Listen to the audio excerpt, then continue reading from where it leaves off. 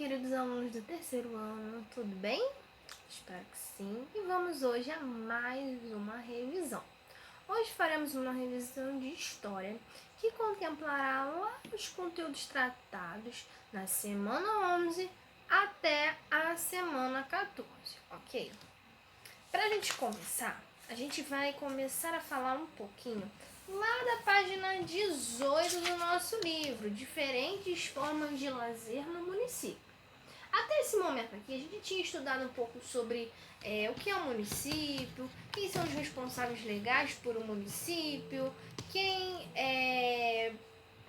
tem determinadas funções dentro de um município, como o prefeito, como o vereador, como é a forma de trabalho deles e como é dividido, né, as principais atividades econômicas dentro de um município, de acordo com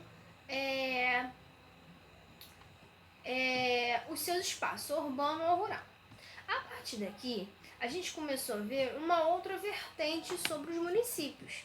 Passamos a estudar um pouquinho sobre algumas formas de lazer que são existentes nessas áreas, tanto na área rural quanto na área urbana. Porém, focamos, mais nessas últimas aulas as principais atividades de lazer que envolvem a cidade, ou seja, o espaço urbano. A gente falou, que uma das principais atividades, de lazer que contempla o município, isso principalmente a cidade, são o cinema, teatro, parques de diversões, praças. Todos esses elementos que eu citei, eles fazem parte justamente de entretenimento do público, ou seja, de uma população correspondente a esse espaço urbano. A gente estudou, um pouquinho sobre a história do cinema, que o cinema ele foi lançado, lá por volta de 1850 pelos irmãos Lumière, que colocaram em cartaz o primeiro filme da história da humanidade, que até então não se tinha esse tipo de entretenimento, não existia cinema, e que o cinema, antigamente ele não tinha, todo esse aparato tecnológico que nós temos hoje, ele não tinha todas essas condições que nós temos hoje.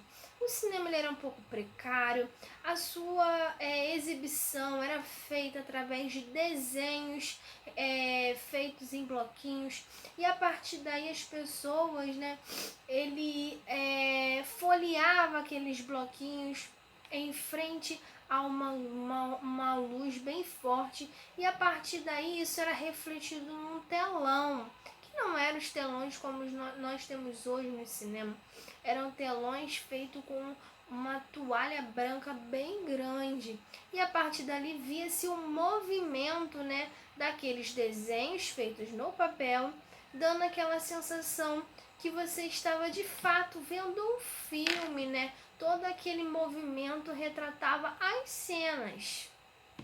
E também que o cinema naquela época era um cinema mudo, não era um cinema que passava nenhum tipo de informação para quem estava assistindo, era só um cinema visual, você só via aquelas imagens num determinado movimento passando algum tipo de informação visual.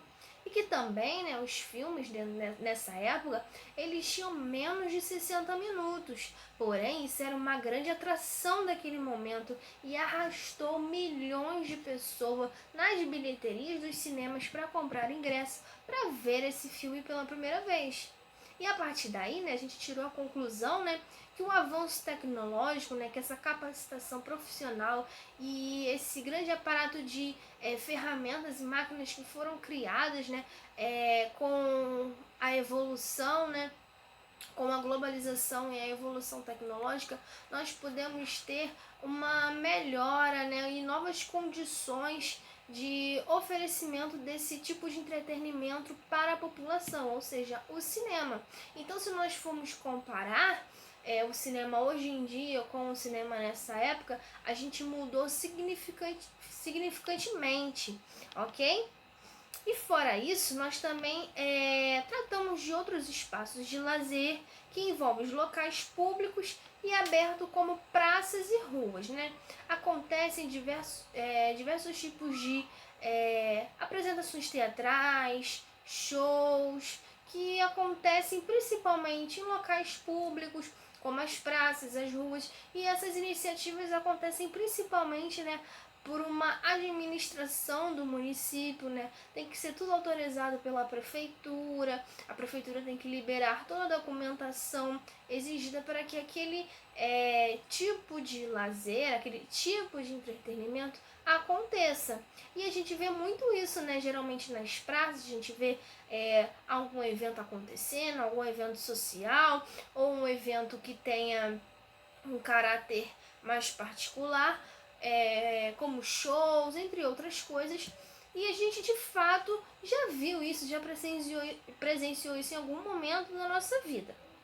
A gente falou também, né, dessas apresentações, né, dessas atividades de entretenimento em céu aberto, como uma das características principais, falando lá da região nordeste do nosso país, falando do teatro de fantoches, né, que são chamados mamulengos, que o mamulengo, né, ele é um patrimônio cultural brasileiro lá da região nordeste.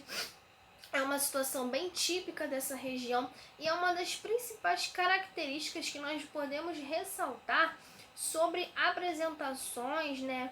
Ou seja, espaços ou momentos de lazer realizados dentro desse âmbito, ou seja, em locais públicos, em locais abertos, ok?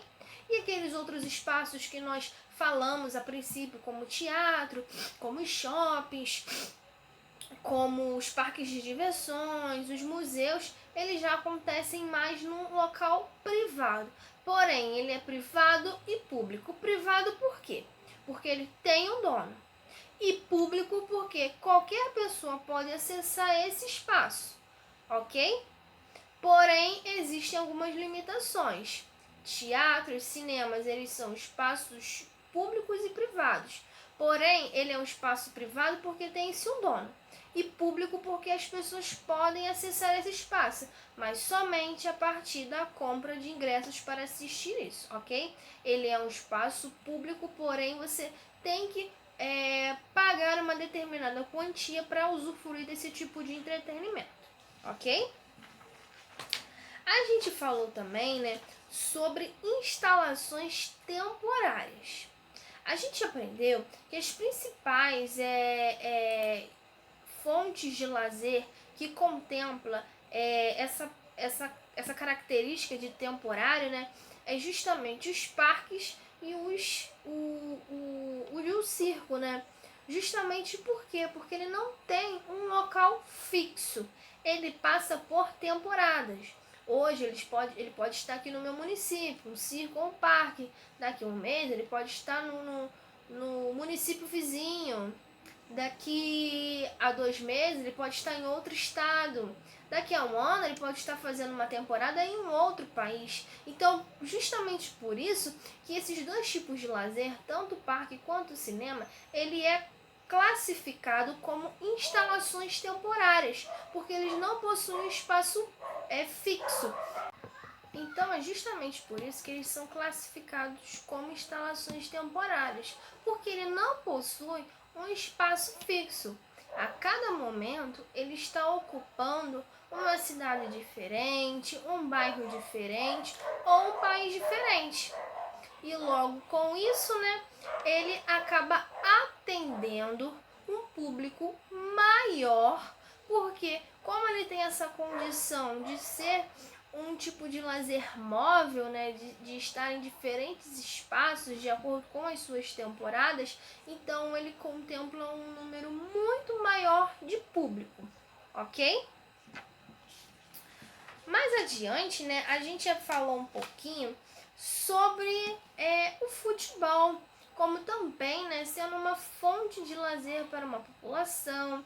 Resgatamos um pouco a ideia da importância do futebol para a nação brasileira. Aprendemos um pouco como ocorreu o primeiro jogo em âmbito nacional envolvendo a seleção brasileira, e que esse estádio, né, ele ficava lá ao lado do Palácio Guanabara. E para quem não sabe, né, o Palácio Guanabara é onde o governador do estado do Rio de Janeiro atua com as suas funções administrativas sobre o nosso estado. E o primeiro jogo em âmbito nacional envolvendo um time inglês aconteceu justamente no estádio que ficava ao lado desse palácio, ou seja, ao lado do Palácio Guanabara, onde está lá o nosso governador, Wilson. A gente aprendeu também, falando um pouco desses espaços temporários envolvendo o circo e o parque, em específico o circo, que no passado, né, a gente tinha a presença de animais participando de espetáculos. Porém, isso foi banido, né? Isso foi proibido lá em 2005 com o projeto de lei 6.445. Foi uma lei, né, criada justamente para proteger os animais. A partir desse momento, os animais eles não poderiam ser mais utilizados como um atrativo, né, em exibição de qualquer espécie nesses espaços, né, como circo ou até parques, que a gente encontrava também alguns espetáculos envolvendo animais. E isso foi proibido, né? Houve várias discussões sobre isso. Isso foi nessa época lá, em 2005, em 2005, um assunto muito pautado, muito discutido, justamente porque o animal, ele é um ser irracional, ele não sabe, né, o que ele está fazendo, ele não tem noção. Então, como você vai obrigar, né, um animal que não sabe o que está fazendo, né, ele não tem essa capacidade de raciocinar, ele é hipossuficiente, de sofrer uma prática na qual ele não sabe as suas consequências. Aí a gente está colocando em questão que existem outras pessoas usufruindo monetariamente desse atrativo através do uso do animal, e fora também, né, os diversos tipos de violência que esses animais sofriam. Esses animais sofriam grandes torturas, não se alimentavam direito, os domadores muitas das vezes agrediam eles justamente para que eles aprendessem a fazer todos os movimentos lá que eles deveriam estar aptos no momento da exibição do espetáculo, ok? Então, a partir de 2005, com a implementação dessa lei, né, a Lei 6.445, foi proibida completamente no território nacional, né, ou seja, no nosso país, no Brasil, a utilização de animais em espetáculos como circo, entre outras coisas. Nenhum tipo de animal, nem silvestre, nem doméstico, de nenhuma espécie pode mais participar de eventos como esses, ok? Ou seja, de espetáculos como esse. Logo depois da gente falar um pouquinho sobre esses espaços de lazer, a gente viu também fontes de lazer envolvendo tradições de comunidades rurais, né? A gente aprendeu um pouquinho sobre algumas festas que envolvem os espaços rurais. E justamente, né, nesse mês de junho e julho, a gente tem um pouco, né, falado sobre isso, de festas juninas, festas julinas, festas fazendo referência a São João, entre outras festas, né? Fazendo referência a diversos tipos de padroeiros. Porém, tudo isso tem uma característica específica. São características de tradições pertinentes a comunidades rurais. Geralmente eles fazem esse tipo de festas para ressaltar as suas características específicas de acordo com a sua região. E a gente viu, né, que de acordo, né, com a tradição cultural e do lugar em que cada população vive, a gente tem características próprias dentro de uma comunidade. E geralmente, né, esses tipos de festividades que acontecem em áreas rurais, ela tem uma data específica, né? Faz referência a celebrações específicas do ano. Como, por exemplo, a gente tratou, né, inclusive nas últimas aulas e no nosso Arraiá Junino, sobre essas festas, né, de São João, para fazer referência a esse tipo de padroeiro, e também sobre essas tradições, né, de comidas típicas, danças, costumes desses locais, ok? Por fim, a gente estudou um pouquinho sobre a importância da preservação dos espaços naturais. Aqui, a gente tratou um pouquinho da importância da nossa consciência ambiental relativa ao cuidado com a natureza, cuidado com os animais, a preservação de espaços na qual a gente encontra espécies raras, né? Para que não haja extinção de determinados espaços ambientais, de determinadas florestas, e também não haja extinção, né, de algumas espécies de animais, por exemplo, como o gato maracajá, que a gente falou, o tatu-bola, que são justamente, né, alguns animais que estão em extinção no nosso país. E isso se dá justamente pela falta de consciência ambiental que as pessoas foram adquirindo ao longo do tempo, né? Porque conforme as cidades foram mudando, os espaços foram mudando, houve a necessidade da construção de outros espaços, né? Por exemplo, construção de ruas, estradas, comércios, vilas de moradias, entre outros. E tudo isso foi feito a partir do quê? Para você se construir, né? Um novo espaço, acaba que você tem que fazer a retirada do espaço anterior que estava ali. E justamente por isso, muitas áreas, né, ambientais foram sendo devastadas, inclusive ilegalmente, sem nenhum tipo de autorização do governo, nem de órgãos responsáveis pelo meio ambiente.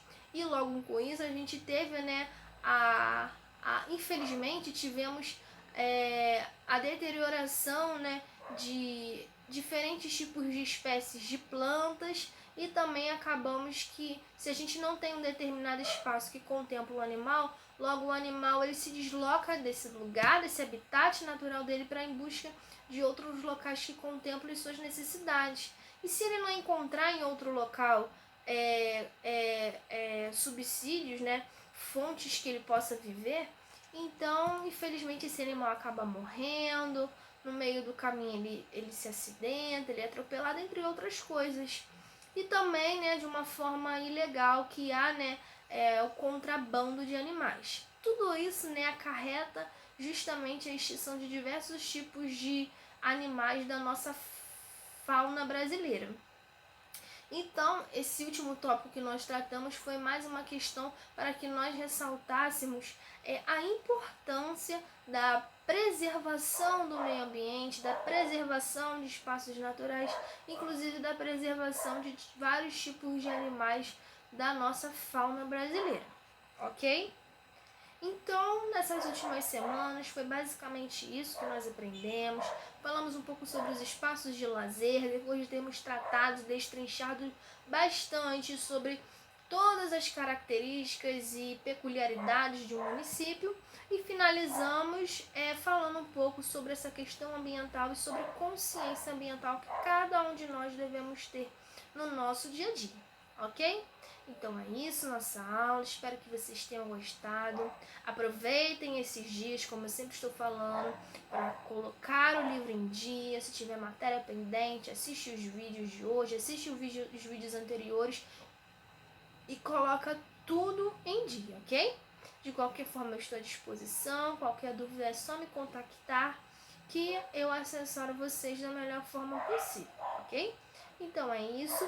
Muito obrigada hoje pela atenção de vocês e até amanhã. Um grande beijo.